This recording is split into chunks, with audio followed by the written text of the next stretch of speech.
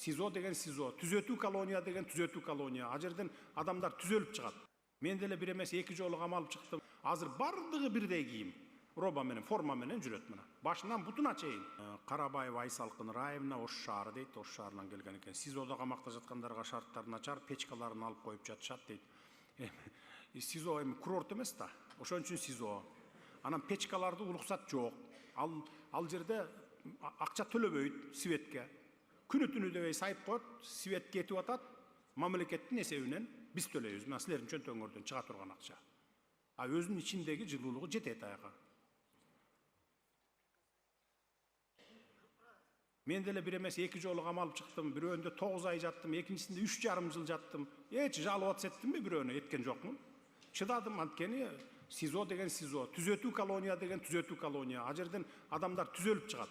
Мурда бузулуп чыкчу, азыр эми мындан ары түзөлүп чыгат. Көрүп атасыңарбы интернетте кандай режим кирип, кандай тартипке келип калган түрмөлөрдүн ичи.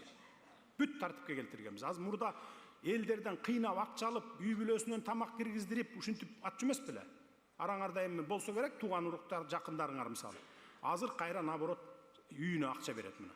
Иштеп, завод, фабрикалар, тигүү цехтери, жана башка тоок фермалары ичинде иштеп атат.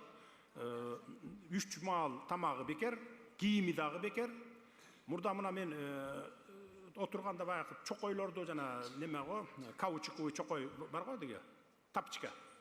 Ошолор жыртылып калганда зым менен бүрүп алып кийип жүрчү. Кыштын күнү мына.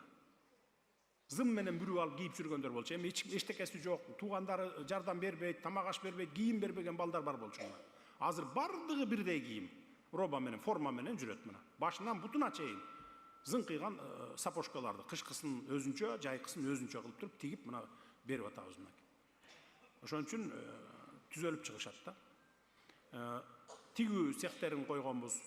Эркек аялы дебей ошону үйрөнүп атат азыр. Чыккандан кийин дароо эле ошо тигүү цехтерине барып туруп иштегендей кылып кылабыз.